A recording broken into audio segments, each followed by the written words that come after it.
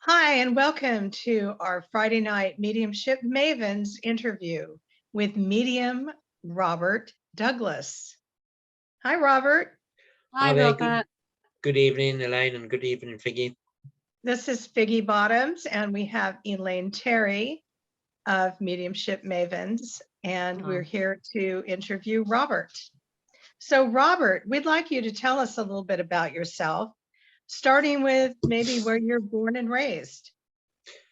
Well, Figgy, originally I was from South Africa originally, and I lived in South Africa until I was 19, and at 19 I left South Africa and moved to the United Kingdom. And currently that is where I am. Ah, right.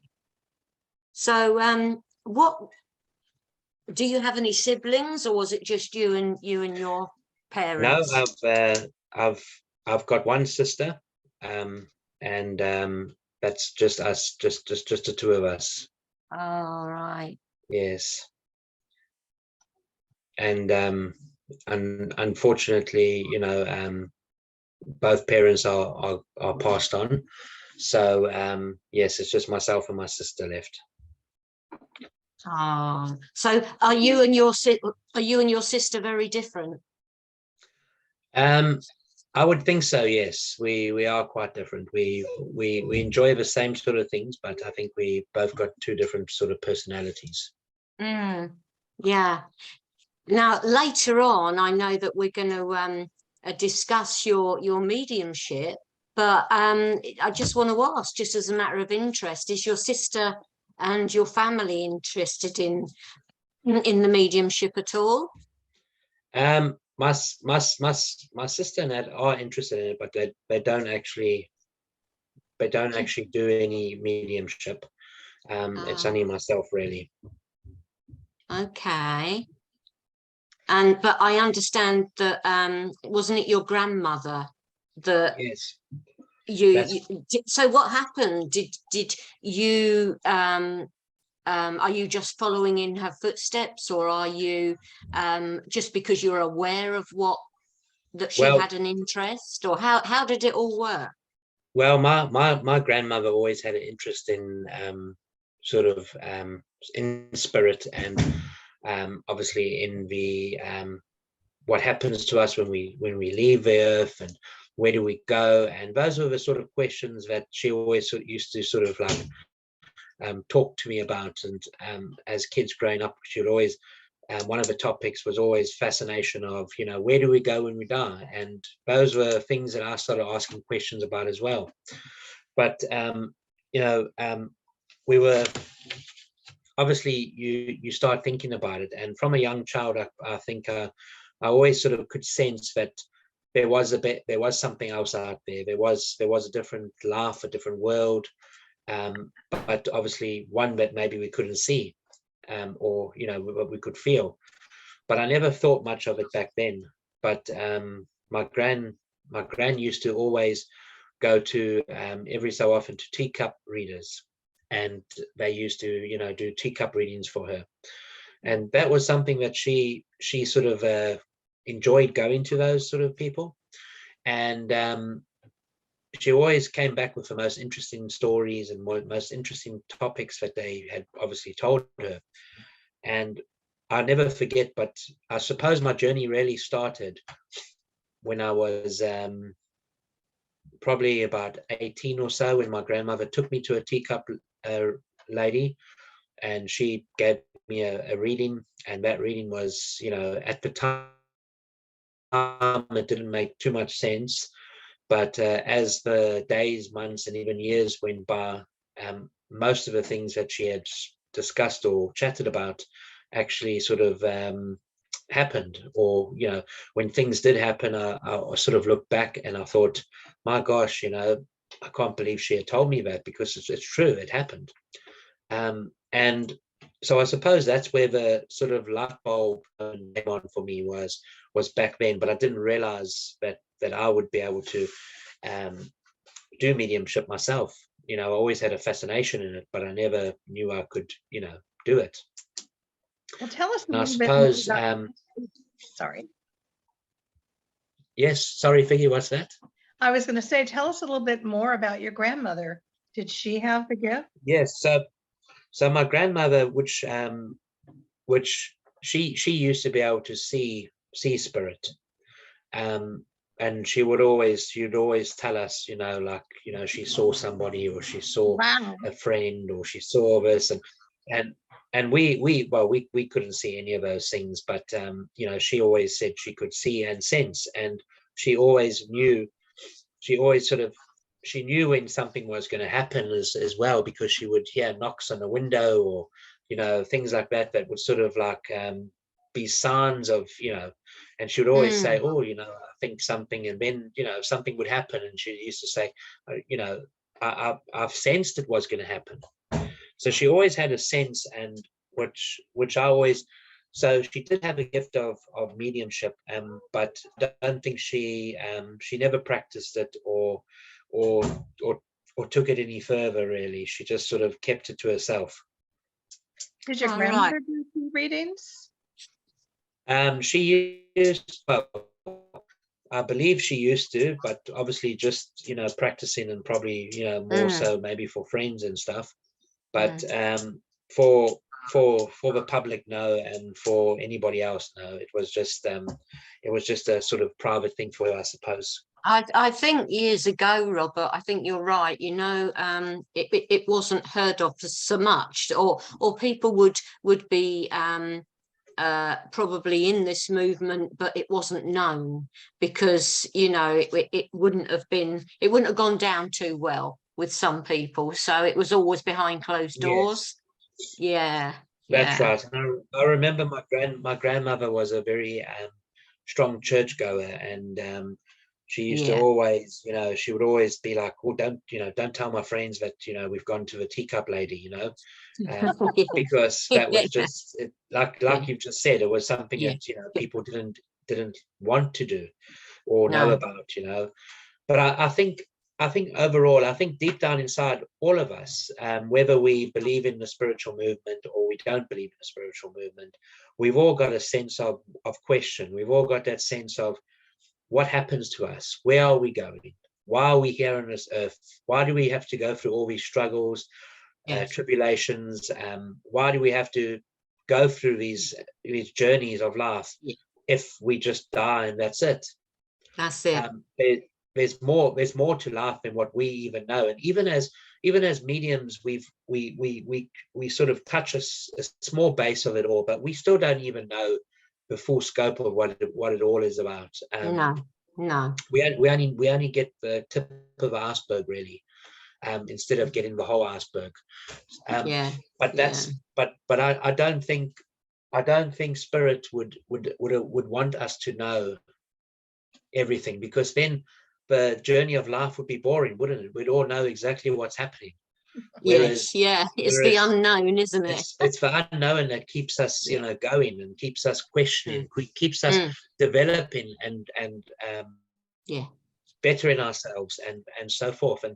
And I suppose when I moved to the United Kingdom, it was there that my aunt actually said to me that her friend did sort of Reiki and those sort of spiritual Reiki and spiritual healing. That's what she sort of practiced with, and she did it as a little business sort of thing.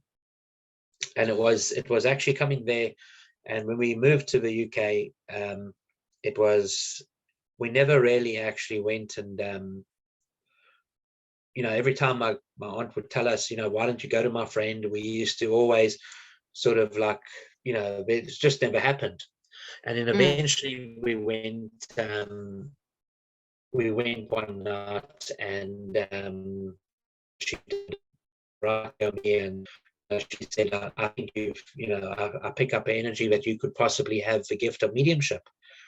And she said, a spiritual church down the road from our place where we live, does sort of weekly training groups and sessions. So, a circle where we can practice and develop. And Mm. she said, why don't you come with me one night? And I went for the first time, and I didn't know whether I was going to like it or not like it. It wasn't something I'd ever thought I would ever enjoy or even, continue with. But I got there, and for some reason, I just never left really. And it was then when I first started the practicing of mediumship. I wasn't actually very good at it. I was, it was little, but it was confidence. There was a lack of confidence obviously there, and the unknown and the not knowing. And obviously I just felt, when I was there, I felt like this is where I belong. This is me. And for the first time in my life, I actually thought that this is what makes me complete, is being around spiritually minded people. And you can call yourself a medium, you can call yourself a Reiki teacher, you can call yourself a healer, whatever you want to be, but we're all spiritually minded people, all of us. And the rest of us that we meet who have got the same like-minded interests, we all got different gifts and we've all got different talents that we've got, but together that's what makes the whole body, doesn't it? The body of spiritualism. We all couldn't be the same medium, because life would be boring. It would be. Whereas we've all got different gifts, different talents, and together, as the whole spiritual movement goes, we've all got something to give to the world. So true. And it means a lot to you, doesn't it? Yes, it does. And it does mean a lot. I think what's the most important for me is when I first had a reading of one of the local mediums, and they had brought my father through, and they had brought my mom through, they had brought my grandmother through, they had brought, friends from the past through, different mediums, and all those things I had not told anybody about. So it wasn't things that, that I could have said, told them about. It wasn't things on Facebook that they could have seen. It was things that were just real, natural, and spiritual. And when I had my first sort of couple readings, it was mind-blowing. It was like, wow, I can't believe that they knew that. And the messages that they brought through were so real that you couldn't make it up. And it really touched home, and it really made me realize that this is true. There is something about this. And that's what sort of kept me drawn to it all, was the fact that, in the natural world, we used to picking up the telephone, being able to phone our loved ones, our friends, and we have a conversation. But when most of our friends and family have passed on to the next world, next life, well, we can't pick up the telephone and just phone them anymore. They can't pick up the phone and phone us either. So we've lost that physical communication with each other. But what I've learned in my own life, what mediumship has brought to me is knowing that there's a communication between my loved ones and myself.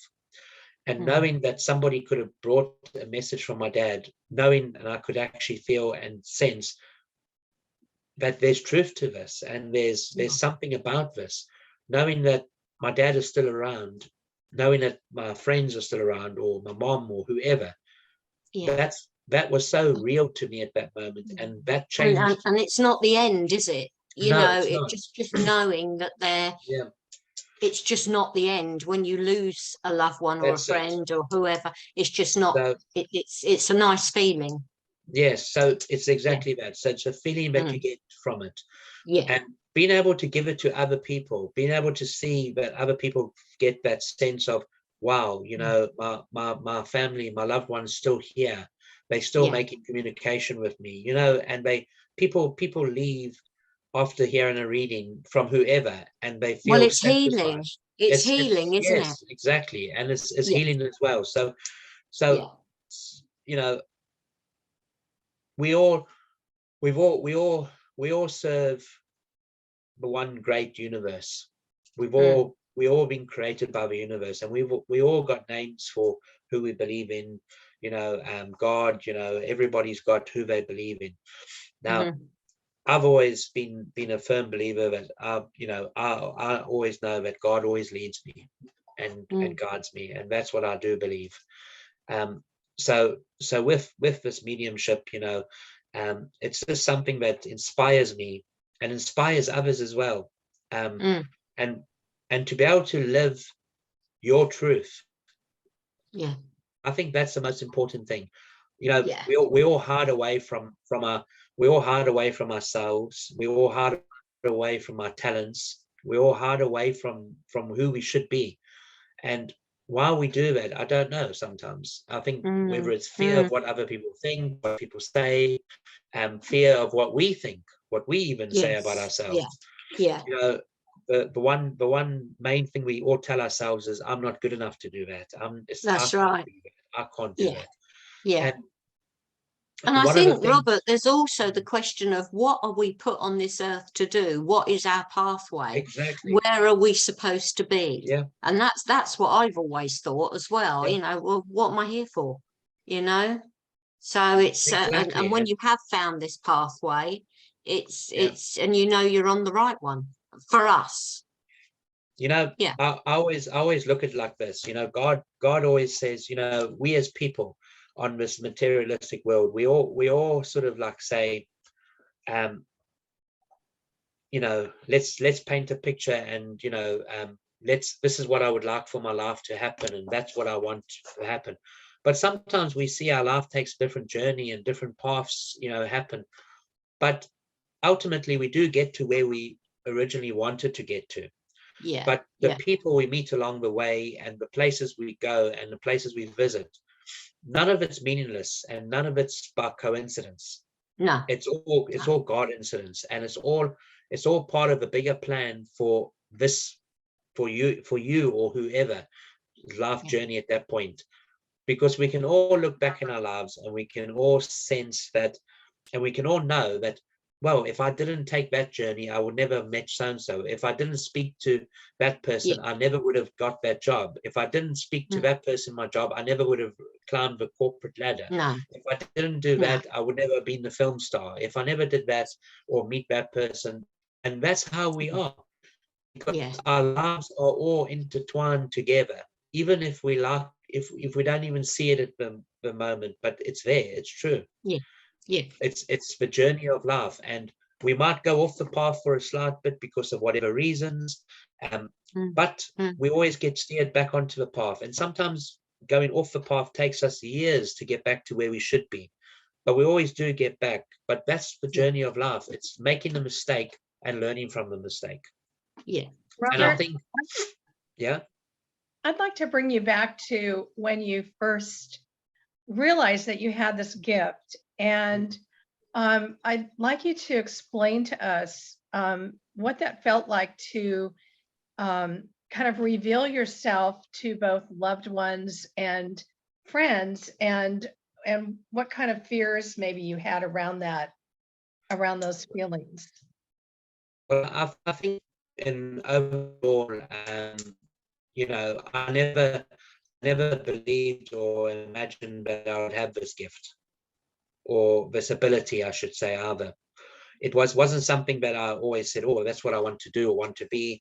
It was just something that came along my path, and the door opened unexpectedly, and I went, took a step into the new door, and that opened up different pathways for me. But I think, like, being able to know, and not know, but being able to sense that there's something far greater out there, a sense that our loved ones are close by, our friends are close by, sense that we're not here on this earth for no reason, but we're here for a reason. Knowing all of that is a healing in itself, like we discussed earlier. But I think with all of that, and obviously knowing that, I was able to develop my skill set and my gift a bit further, was a wonderful feeling. And at first to go, and obviously, obviously your close family and friends, they know what you about it. You know, they know that you go and you practice mediumship at your spiritual church or wherever, you know, and pretty much that's where you keep it. But I think sometimes life is like, you know, it's not about telling the world who you are or telling the world what your gift is. It's just about being true to yourself and actually saying to yourself, this is what I am. This is who I am. Yeah. I need to be proud of it. Yeah. Oh, Robert, come back. Uh-oh. Well, All hard. we lost That's you okay. there. We lost you. Yeah. No, not a problem. But what I was saying is sometimes if we don't follow who we're meant to be, we won't be living the true selves of ourselves. We'll be living a life it's not meant for us. Yeah. And there's nothing worse in this life of living a life that somebody else has got planned for you, or what they tell you should be doing, because you're not living your true self. And we've all fallen culprit to that. We've all fallen into the trap of that, of listening to family and friends. Oh, you're not good enough to do that. Oh, you can't do that. And then you follow what they think that is right for you. And then you hate that job, or you hate whatever you're doing, or you don't enjoy it. And you wonder why life is always upsetting. And you wonder all these questions, but it's because you're not doing your true, I think that, Robert, it's a case, well, for me, I don't know about you, but it's a sense of belonging. Yes. I think you have to, That's you know, right. the word belonging means an awful lot with spiritualism with me. I just feel it's where I belong. Do you feel the same?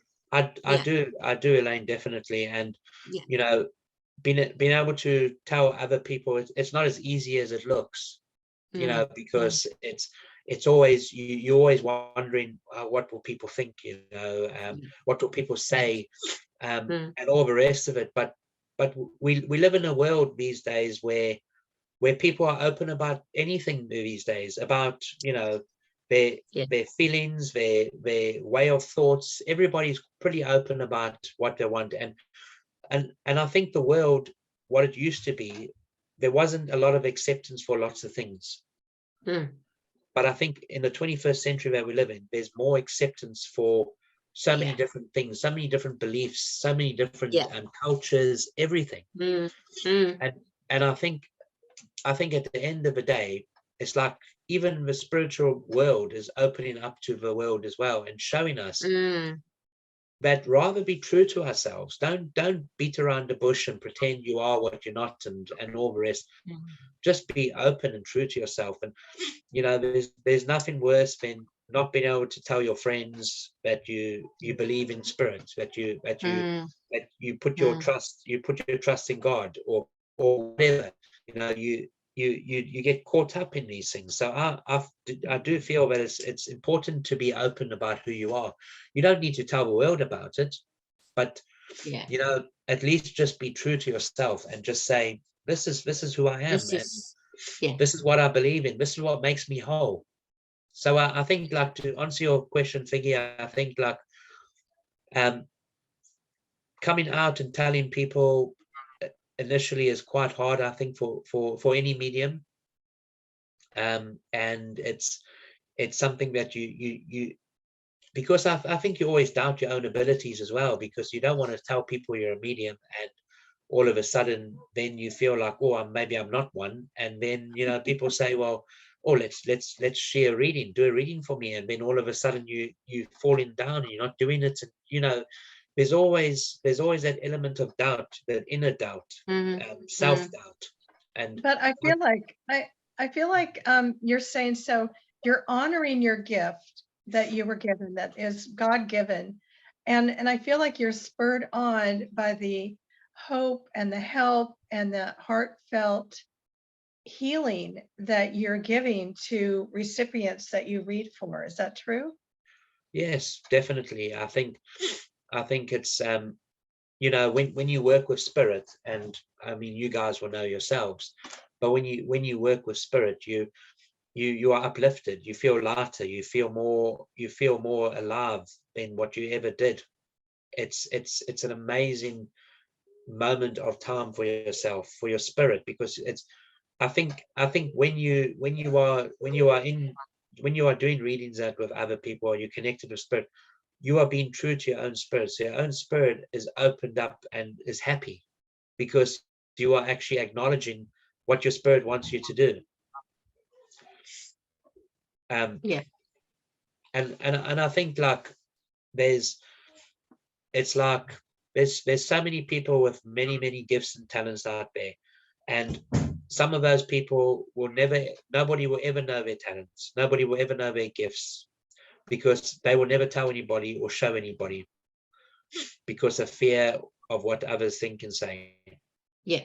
And one of the most, it's going a bit off mediumship, but one of the shows that I love to watch is, America's Got Talent or Britain's Got Talent, because you see so many people with these amazing gifts and talents that you would never have seen before. And that show is a platform to allow people to express their gifts and their talents to the world. Yes. And that little glimmer of hope of maybe somebody might recognize it, maybe they might see it. Maybe I might also believe that what I'm doing is true. What I'm doing is a gift, and I think that's what, shows like that is really encouraging for anybody to watch. Yes. But going back to mediumship, I think like mediumship in all, for me, it makes me whole. Yeah. And you definitely.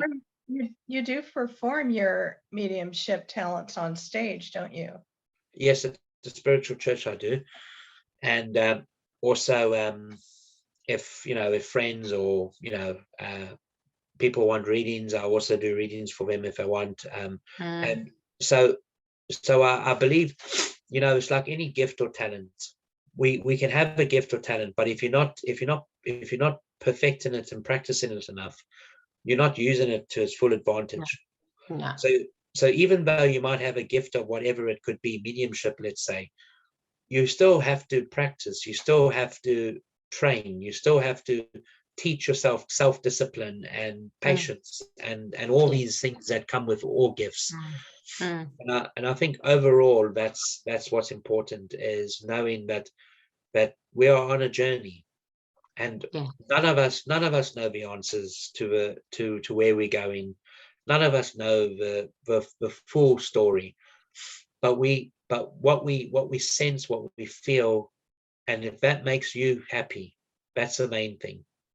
As long as you are happy within yourself and whatever you believe in, if you are happy, then why should anyone judge you for why you're happy? Yeah, that's because right. You need to be happy within yourself. You need to enjoy what you're doing, not to be judged or criticized and whatever for your passion or for your beliefs. Yeah. No, good for you. And I know that you are very successful in what you do. So you must be very proud of yourself, really. You've come a long way. And it takes years of practice, years of working at it. And we know ourselves how long we've been in this movement. And the same for you, I would assume. To perfect it, you're forever perfecting. Yes, aren't you? Yeah. It never stops. You never stop learning. And it's I always say our loved ones are always around us, guiding us to what we need to do and where we need to be. And I always, one of the stories that I heard many years ago in my life, but it was a question. I was in a bit of a situation where I needed a bit of guidance and advice, and for some reason I couldn't, before I was even doing mediumship or that, but I did believe that there was definitely a higher power that would help us if we put our thoughts out there. And I put a lot of thought and guidance out there, and all of a sudden I bumped into this gentleman once, and we just started talking, and he said to me, life is like a bird in a tree. And I said, really? He said, yes. He said, you know, a bird sits in a tree every day of its life, and every day it's got to fly out of its high branches to get down to the ground to eat worms in the ground. But what often happens is if a bird had to sit in a tree and wait for somebody to bring it a worm, the worm would never come. The bird would never eat. So what the bird has to do is the bird has to take a step of faith and a step of belief in itself, number one. And then it needs to take trust, and it needs to fly out of that tree and down towards the ground. But on his way down, there will be lots of obstacles in that bird's way. There will be predators and creatures that would want to eat it or try and stop it from getting to the ground. Or even when it gets to the ground, there would be things waiting for it, you know, cats, hawks, seagulls, whatever. But that bird will have to fly around those obstacles, through them, under them, over them. Will have to fight hard and really, you know, give it the best it can. But when the bird reaches the ground, there will be a worm in that hole, that bird, and that bird will eat. And it goes back to the story of too many of us are the bird that sits in a tree, and we wait for life to give us all these treasures, and we wait for life to give us all the wants and the desires. But life is saying to you and to all of us, I'm not going to just give it to you. Yes, I know that you want it, but you need to work for it. So you need to also trust. You also need to have faith, and you need to take a step and a leap of faith and jump out of that branch to get to wherever you want to get to, and have direction as well. Yeah. And when we take that step of faith, that's it. God always meets us along the way. Yeah. Yeah. He never abandons us or leaves us on the side. He's always meets us as we embark on our journeys. And it's the same for all of us. We can't just wait for life to happen. We need to act. But in order to act, we need to take a step. And that step takes a lot of courage. That step takes a lot of faith. We all got people where we know who are successful in many things that they do. And you know what, you look and you think, oh, I wonder how they got there. I wonder how, you know, Brad Pitt became who Brad Pitt is. And I wonder who, you know, and all these characters and actors and all these people we all look up to and, you know, idolize and all the rest of that in this world. But how did they get there to that position? They didn't get there by chance. They didn't get there because the world felt sorry for them and just gave it to them. They got there because they had to believe in themselves. They had to take a step of faith. They had to trust. And as they took those steps of faith and trusted, the world met them where they needed to get met. I think it's a belief in yourself and a belief in what you want out of life, and a belief that it will happen, and that you will get there. You know, those are great analogies. Yeah. But yes, I do believe that, you know, it's nothing comes to us without hard work. Nothing comes to us without dedication. We have to work hard. We have to be dedicated and focused in order to succeed. Yes. And that comes with everything, whether we do sport, whether we do, you know, our daily working tasks, our jobs, our careers, or whether we do our hobbies, whatever you want to do. None of it's going to come, you're not going to be perfect or better at what you're doing if you're not prepared to put the hours in, if you're not prepared to go a bit of a distance, and you're not prepared to say to the world, here I am, and I'm ready to now move and become who I need to become. Yes. Yeah. And I think that's always the barrier for all of us, is we want to do these things, but we always wonder what will happen. So we start putting fear into our own minds, and then we don't do what we should have done, and then we missed our opportunities. Yes. Yeah. Because the opportunities are always there. They always knocking. It's just we need to open that door. Oh yeah. Yeah. Yeah. And sometimes we don't realize they're opportunities, do we? So, no, we don't. You know, it's it's the fear again. We don't realise, and we're scared of taking anything that's offered to us. But I wanted to ask you, Robert, I know that, you know, you're a very successful medium, but do you have any other strings to your bow in the respect of the different modalities? You know, I mean, are you into healing? Are you into the trance world or aspect of it? Or is there anything that you're interested in apart from the mediumship? I think to answer that quite plainly, Elaine, is I think mediumship is my main thing that I, you know, enjoy doing.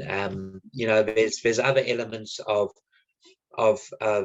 healing that that yes, maybe one day that I would maybe better myself in or learn a bit more in. But for now, I think, you know, I'm a big believer of take one step at a time and perfect and get that first step right before you try to take another step.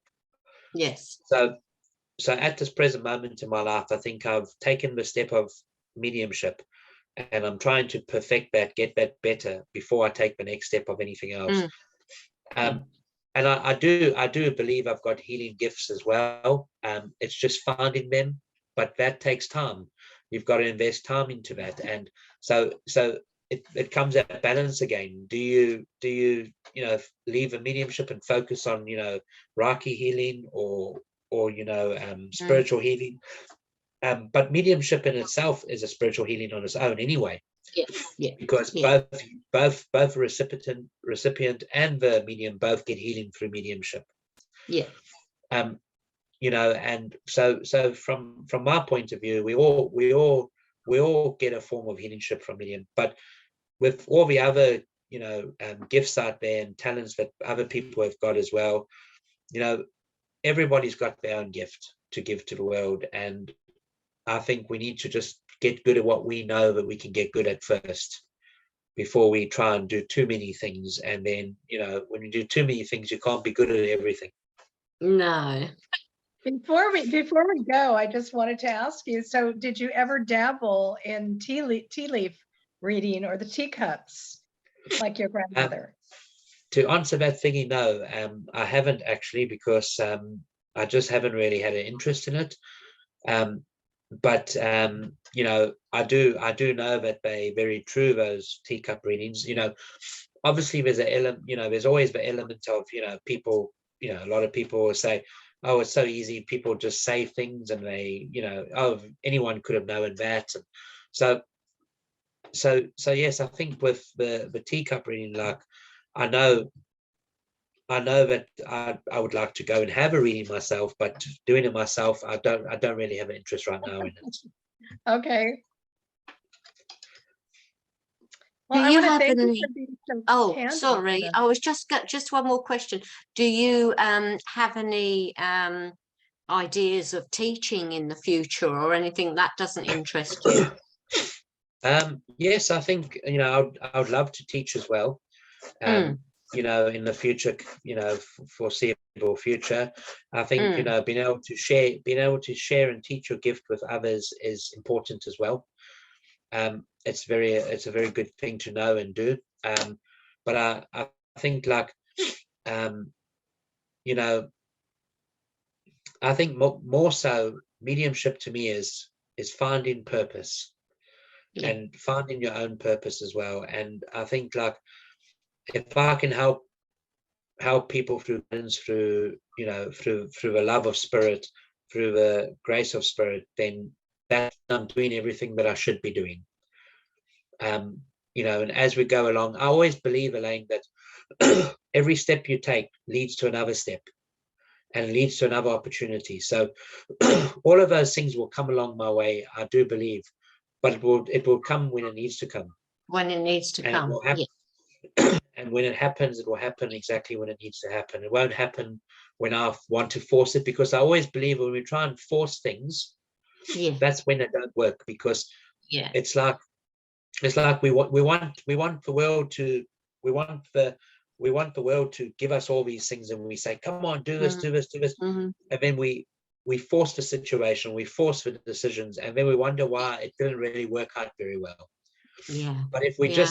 just hung on for another 5 minutes or a few weeks or a few days or a few months or whatever, we probably would have had a far better outcome, because it comes down to the classic thing of patience. Yeah. And Yeah. unfortunately, in this world we live in, the patience, these days, we all want things done quick for us because of, that's the way we live. But I think that if we listen to the signs that are out there, and our and our loved ones are always leaving us signs, and Spirit and the Holy Spirit is always leading and guiding us with signs and with His presence, that if we just focus on watching out for the signs, we'll be able to be led and guided in the right direction and where we should be going. And once we know that, we can open that door and we can be surprised by what we actually see, because it's always, I always remember listening to this one I think he was a preacher. I listened to one of his talks, and he said, he worked for this company most of his life, and everything never seemed to have gone right for him, and all life seemed to do is throw lemons at him, and everything was going pear-shaped really, and he just kept on holding on and holding on. And even though his boss didn't treat him nicely, he just kept on staying in the job. He didn't want to leave because of fear of, if I left the job, what would I do, and all the rest of it. But then one day he lost his job and he had nothing, but he had to make a plan. He had to do something, and he ended up becoming a motivational speaker of some sort. But he always would tell the little story quickly of, if that never happened to me, I never would have got to where I am now. But sometimes life is knocking on the door for us to make change, or life is knocking on the door for us for guidance, but we're not listening. So the door just keeps knocking and knocking and knocking and knocking, but we don't answer the door, and years go by, months go by, decades go by, and eventually we may open that door. But sometimes if we had just listened and we had sensed, we could have opened that door years before. But we just get caught up with just fear, panic. And I think that's what, but working the Spirit just allows you to just be free to yourself and just be open. That's wonderful. Yes, and that's pretty much mediumship for me, how I feel about it. Well, thank you so much for doing this interview. Very interesting. Thank you for being so candid about your answers, and really great to get to know you. Thank you very much, Vicky and Elaine. That's lovely. Thank you, Robert. Really enjoyed that. Okay, I'll see you for now. Bye-bye. Bye. Bye. Bye. So the recording should stop.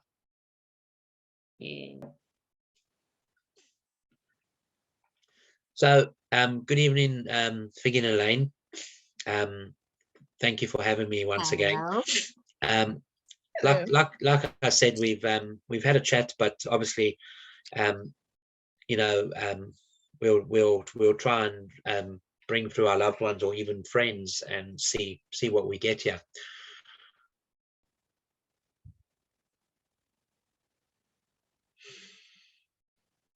Now, I do feel that I have a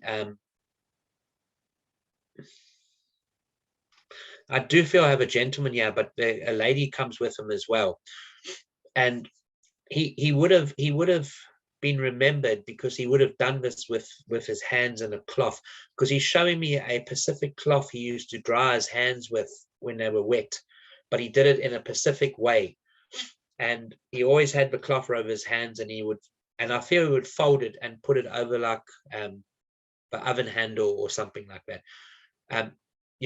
Does anyone understand this, gentleman? Because he also comes, right, Elaine, because he also comes through with a lady as well.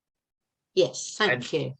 And this lady joins him, and she feels very much like she liked to be in control of things, she liked to have control of everything. Because as he's showing me, as he's trying to dry his hands in it, I feel very much like she would be the sort of person would be like, put it down like that, you need to fold it like that, you need to put it like that, and she would be quite controlling in what people should be doing in the house. Yeah. Do you understand Possibly, this lady? Yeah, possibly. Yeah. Now this lady also had problems with her knuckles, her finger joints. I feel She very did. much they were quite bulgy as well, so arthritis going on. And Yes. also her wrists, you would remember she also had the knobs in the wrists, and she also makes me feel there wasn't much strength in her wrists. You know, her wrists were quite weak. Very. So yeah. she had to be very careful of what she did. Yes. And lifting things and moving things and all the rest. That's correct. Now the gentleman comes through. He came through originally with the cloth, and I feel very much this is your father. Am I correct? That is correct. Yes. Yes. Because spirit speaks to me very symbolically, and when they speak to me symbolically, they show me situations that are quite, you know, what's happening with your life currently, or a situation that's happening, or a decision making. So spirit give me a lot of guidance for recipients. So Okay. what your father is really saying is he's very much aware there's a sense and a feeling of, I just want to throw the towel in now. I've had enough. Yes. Right? Do you understand that? Because that's what he's saying. He's saying he's very much aware that there's a situation around you where you just want to pack up now and throw the towel in. It's finished. I don't want to do this anymore. Yes. And he used to obviously dry his hands to, you know, pretty much, you know, super dry. Yes. You know, he took his time to dry his hands. But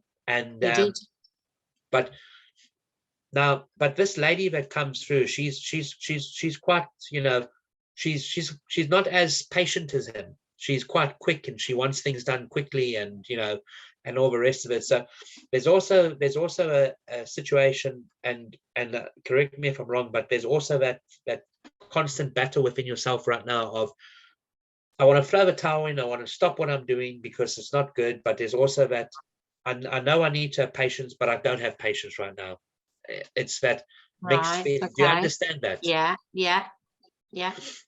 And that's what they want. That's what they want to bring, and that's why they come together tonight. Because I feel very much, although they might not have been the perfect pair, like they make me feel, they weren't the perfect pair, but they come together. But they completed one another. Yes. If you understand what I'm saying. Yes. So although their situation wasn't as perfect, but they did complete each other in tasks and life decisions and that. Yes. And that's why they both come through tonight, because there's a decision there's a situation that you're trying to make a decision around, or what you need to do about it. But having guidance from one person wouldn't be enough. You need to have it from 2 or even 3 people. Yes. Because that's the way you are. You don't make the decision straight away off the bat.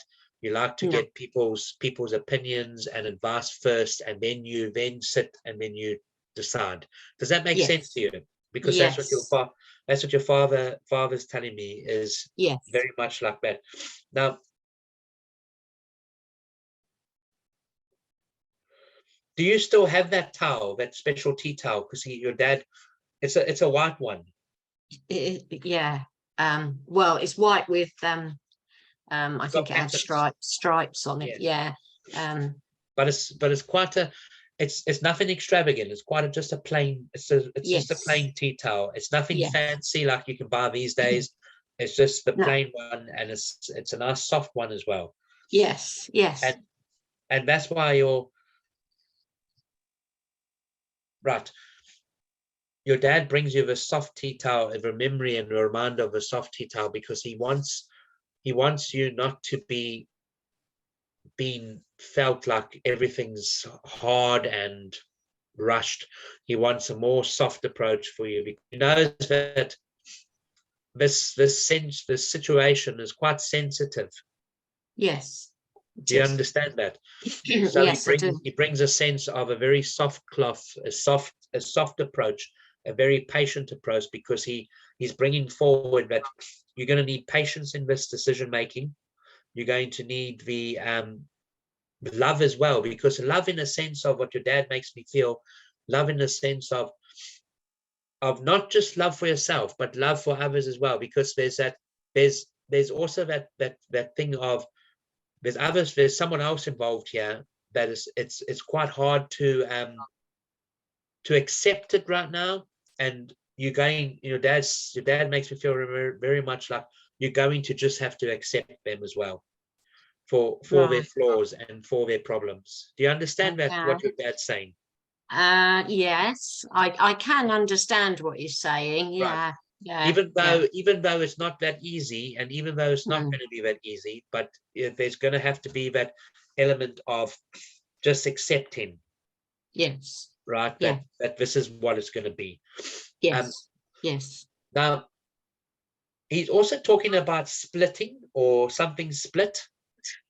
Yes, I do understand that. I don't know if you understand that, but he's talking about, Yes. like something that was quite solid is now being torn apart, torn into two directions. Absolutely. And I feel very much why he comes tonight as well, because although he knows that you've made this conscious decision of the split or this separation, but there's a lot of feelings still there, and there's a lot of memories, there's a lot of things going on there. So that's why the split is not as easy as it might sound or look. I can understand why you're saying it. The separation, because that's what he makes me feel. It's not as easy as it might just be to just tear something in half. It's very much, it's going to take a bit of working at. You're going to have to work at it properly and put time into it. Yes. It's not something that you can just rip and just say that's it. But and that's why he brings the tea towel tonight with all of those sort of symbolic messages there. But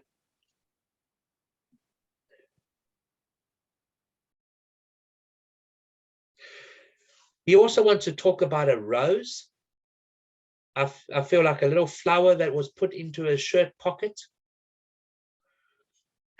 It was a poppy. Okay, a flower, yes. So I believe there would have been a flower put into his pocket. And I feel very much that this would have been towards the end, or at the end, yes? Yes. I bought him the poppy on Remembrance Sunday. Yeah, he always wore it. Yeah. So he's just bringing through the memory of that. And thank you. And the great big smiles that he would have had, honestly. And he shows me he doesn't feel like he was a very tall man, right? Because he shows me how he would have to put his arms up quite high to hug somebody, because he's showing me stretching quite hard to actually give you a hug. Do you understand that? Yes. So that's the way he would have put his hands out like that, instead of just like around. It would have been that's because at the end I told him he'd shrunk so much. Right. So he used to do that. Right. So he's bringing through the memories of that. And also the false teeth. Did he have the false? Who was it that had the false teeth in the glass next to the bed? Yeah, he did. Right, because he's bringing through the memories of all of that. Well, they weren't next to the bed, but he did have his false teeth that he did have in a cup. Yeah. Right. And right, and he's also bringing me to a funny moment, and I don't know if you can remember this, but there was like a piece of food stuck to his teeth that was in the jar, because it feels very much like there was still something stuck there. I don't know if you remember that, but he's just bringing through the memory of that. But also there was lots of funny moments that I would remember, but I can't remember that. Yeah. And you know what? I feel very much he believed in very, very good white, clean teeth. You know, very, very Yeah. clean teeth. Do you understand that? Because he wants to talk about that. We have a there is a memory from a child about teeth, so that's why he's probably bringing that. So he brings that tonight as well. but most importantly, he wants to bring through the message of, in life, there's all sorts of people that influence decisions and also help decision making.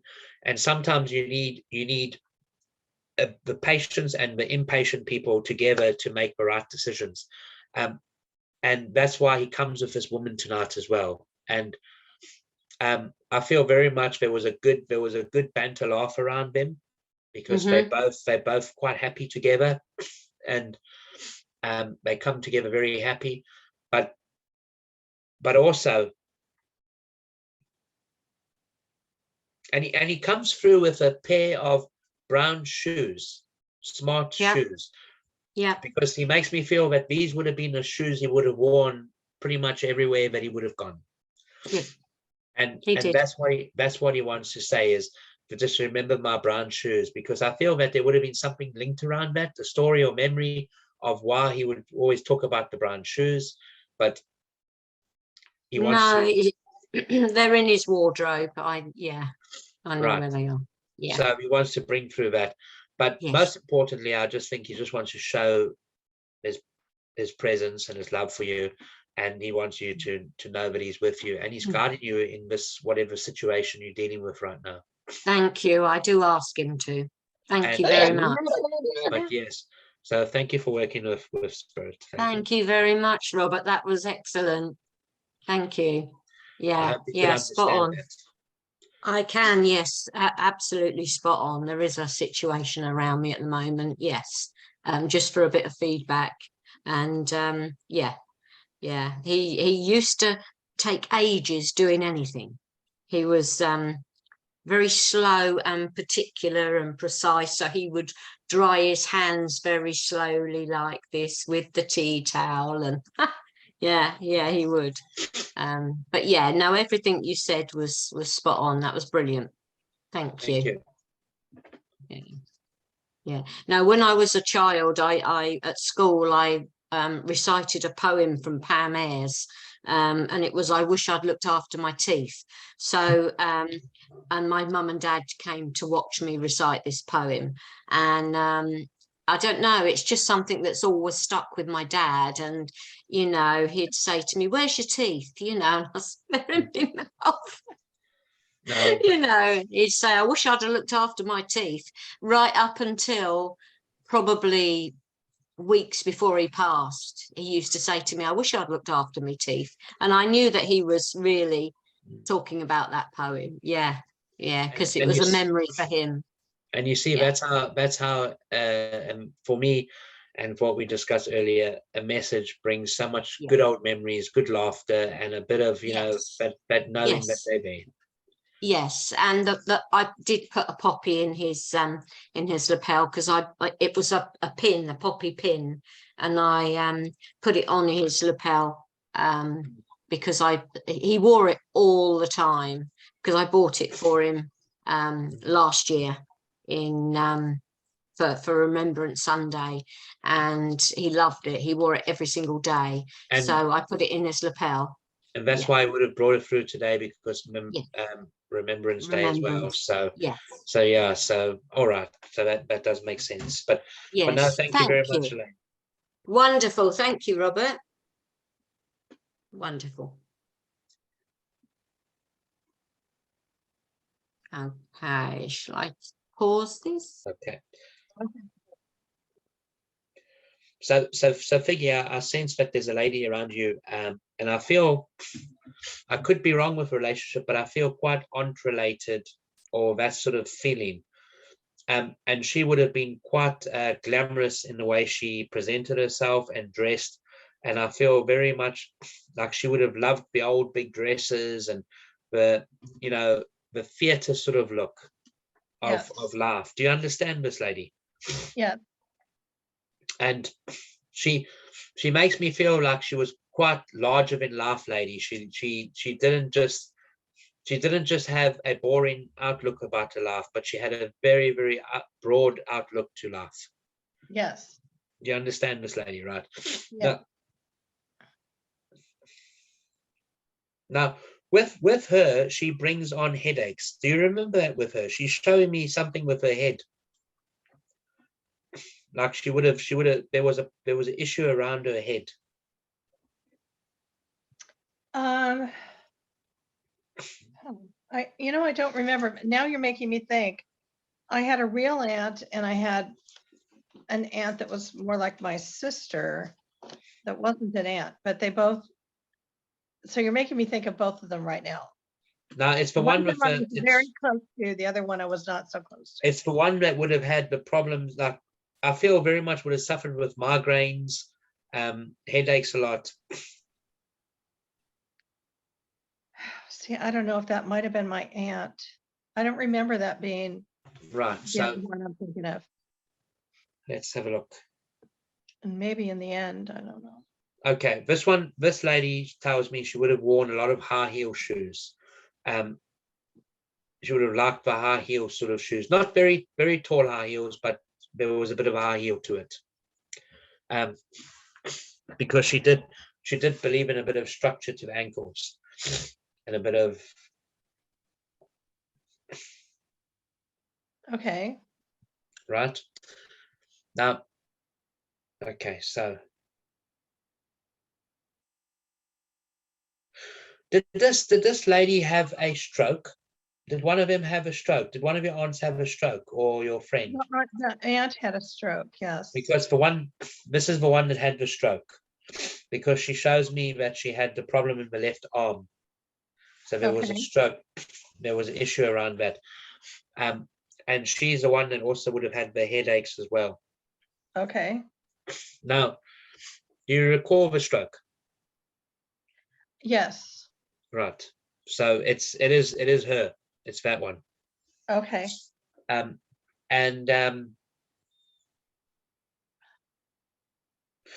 she loved. Now I don't know if she was a baker or she liked baking, but she's bringing a lot of cakes, a lot of cupcakes, a lot of confectionery things going on that she would have liked to be around, and so I feel very much like she was quite orientated with birthdays and celebrations. She liked that sort of thing. I don't know if you recall that with her. This is so funny, both of them, but one of them, so my aunt, she did cook, and I believe she baked and everything. Yeah. Right. Okay, because I'm seeing she's bringing forward a lot of cupcakes. So I feel she was a sort of person that instead of for a party would have a big cake, but she would have quite a few small cupcakes. She saw, rather people have cupcakes than have a big slice of cake. That's sort of, she brings that. But right, so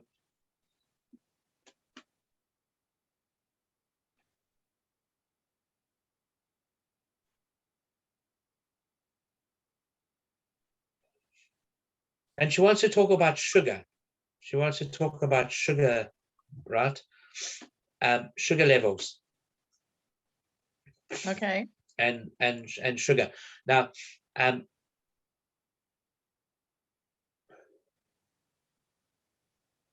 okay.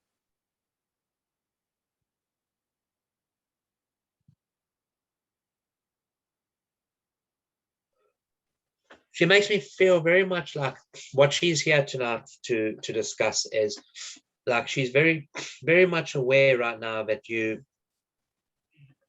although you put on that everything is great, but she knows that there's more sweetness that you do need. If you understand that there's a bit more, she wants you to have more fun. she wants it to be more fun within yourself. And, you know, because cakes and sweets and that bring a lot of fun and a lot of that. And she would have loved glamorous sort of events. Do you remember that with her? She would have loved to have gone to, Yeah. you know, this person's place and that person's place. And I feel she was very much outgoing. So, and I feel very much like you were once very much outgoing, but I feel you've sort of quieted down a bit. You're not as outgoing as you once were before. Yep. And that's what she wants to bring the memory and that back, because I feel very much like you're longing for a bit of that. Yes. You're longing for a bit of that. You know, where's the old Figgy? Where's the old you know, where's the old me that just wants to have that fun like I used to have? And that's True. what she wants to bring forward tonight, is the knowing of that. And that's how close she is to you. Now she also shows me she would have had rings on her finger. Like, she shows me quite a few rings on her hands. So she liked her jewelry. Yes. Right? Do you remember that? So Yes. and do you know whatever happened to that jewelry? Because she's makes me feel like you would know where that jewelry is. I think her niece has it. Or who would have it. But Her niece. so anyway, she wants to bring through the acknowledgement of the niece as well. You know, the person who's got it. But and she was a person that she just had that thing about life, is I'll just make everything just fit. It didn't matter if it didn't fit, I'll make it fit. You know, do you remember that with her? So she's telling me, like, even if the rings don't fit my finger, I'll make them fit my finger. Right. If the shoe doesn't fit, I'll cut it to make it fit. You know, she didn't just give up. She just, if she wanted something, she went and got it. True. That's the way she makes me feel about her. She was very determined to get what she wants. And there's a situation that she wants to bring forward that where you need a bit more of this determination and a bit more of, well, if I want this, I'm gonna, you know, I need to do what I need to do to get it, because there seems to be a bit of a lack of this right now. There seems to be a bit of lack of confidence of making what you want to happen. And that's what she wants to bring forward, is the acknowledgement and realization that she knows and understands that your heart's saying that I want to do this, I want that, and I need to do this, but I'm not making it fit. And she's saying, just make it bloody fit. That's what she's saying. Just make it fit. You know what I mean? That's the way she would have been. Just make it happen. Okay. Yep. And I feel very much she spoke with her hands like this. Yes. When she spoke, so she would turn her hands like this, and she would hold her fingers together as well. Yeah. Because that's the way she would talk to you, and that's the way you knew when she was actually making a point and a statement across, is when she put her hands together and she spoke with her hands. You knew she was actually talking about something serious, or something that she wanted to bring a point across. Because when she didn't talk like that and she talked just normal, it was just normal talk. Right. But when she wanted to make her point, she would put her hands together, and, you know, she would be quite expressive with her hands and her, you know, her mouth and it.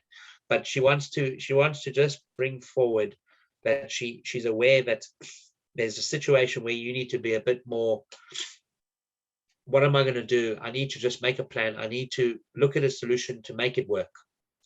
I can't be leaving it behind. I can't be, you just accepting it. There's something that she says that you just, there's that thing of, if I just accept it, I'm just going to be this, and I'm not going to be fulfilled. But if I just do it, but how am I going to do it? So she's very much aware of this situation. And she wants to bring forward the you just need to push on and be determined, a bit more determination. Because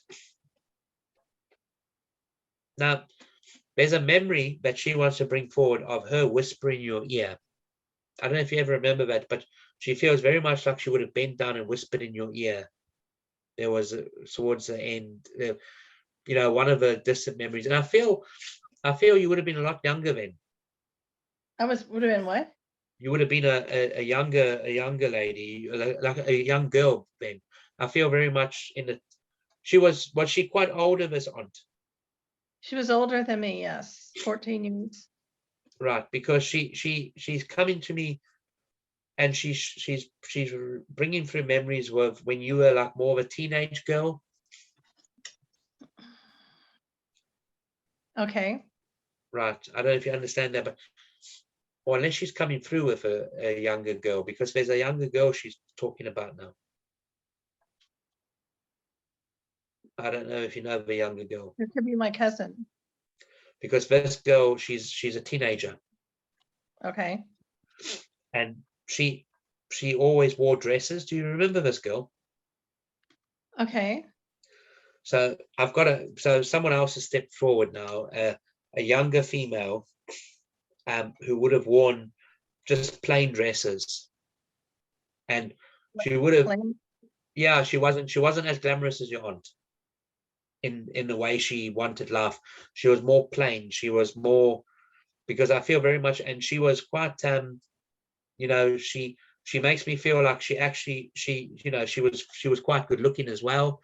She brings across this feeling like she was quite confident in her looks and quite confident in who she was. Okay. But I feel this girl, there was something that took her with surprise. It was a bit of a tragedy. It wasn't expected, this. Does that make sense to you? Like, Yes. there's her passing, it wasn't just something that everyone expected. It was sort of Yeah. unexpected. Do you understand that, Vicky? Yes. Because that's the way she makes me feel. But now she talks about Rose. She says the name Rose or Rose. I don't know if you know that, but she's talking about Rose. Okay. I don't know if that makes sense to you, but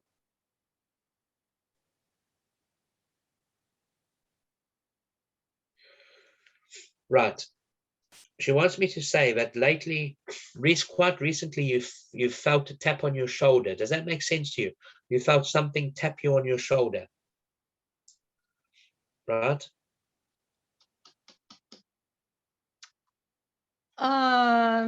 I'd have to think about that. Because she Maybe, makes me yeah. feel, very much like she's been tapping your shoulder to get your attention, Oh, right? okay. So there's that sense of she's tapped your shoulder, but you haven't, it's you're sort of like, oh, nothing's there, but you've felt a presence of somebody on your shoulder. Yes. Does that make sense to you? Because that's what she wants to talk about tonight, is bring through that. Now, she brings through the month of March and April. And she's talking about March and April. And there's a celebration in March and April she's talking about. Okay. Right, that you would be aware of. And it's linked around her as well, the younger Yes. girl. Oh, yes. Right. So there's something in March and April that would have been quite significant that you would have known with her, like a celebration. I feel was it a birthday? Could have been, because she's showing me like a candle and a cake. Not her birthday, but I understand it. Yeah, you understand it, right? Yeah.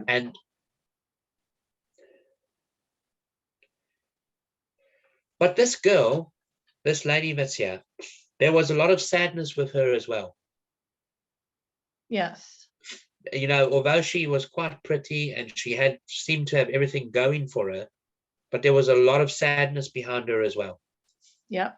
Because she shows me the tears. There was a lot of tears with her, a lot of upset as well with her. Yeah. And she makes me feel very much, she tried to reach out for help a lot of times, for people to know that she was upset, but I think she didn't tell people. I don't know. She kept a lot of it to herself. Yeah. So she's just bringing through a memory of that. And, but I feel very much like, I don't know if you've been thinking about her lately or that, but she's obviously come through to obviously make herself known to you tonight. and she wants to talk about the story of Cinderella with a glass slipper. And I don't know if that makes sense to you, Figgy, but It absolutely does today. Yes, it yeah, does. she wants to talk about the story of Cinderella and a glass slipper, and that's how much she's around, and she's still around. And yeah, I think this girl had a big place in her heart for you, Figgy. Yeah. And I think it was a mutual feeling that Yes. and she just wants to say, you know, I had a broken heart at one point, but I don't have one anymore. Makes sense. If that makes sense to you.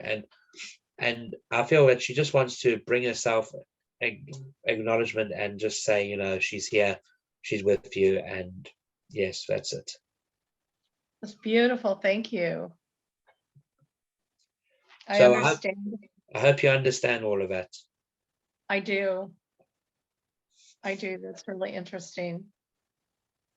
Yeah. You know, it's funny in the beginning, I wasn't quite sure because my aunt by blood, and this other one that was like an aunt, they both looked similar. Their hair, and I never really thought about that before, but they're very similar in a lot of ways. So that was interesting. But I know who this is, and everything is very true that you said, and it's hilarious that you brought up Cinderella and the I mean, no, who is it with the slipper? Anyway, that the glass slipper, that is really funny. And she was very funny. So I get it. Good. Oh, brilliant. Thank you. Yeah, thank you, Robert. Pleasure, ladies. Okay. I think that went. Oh,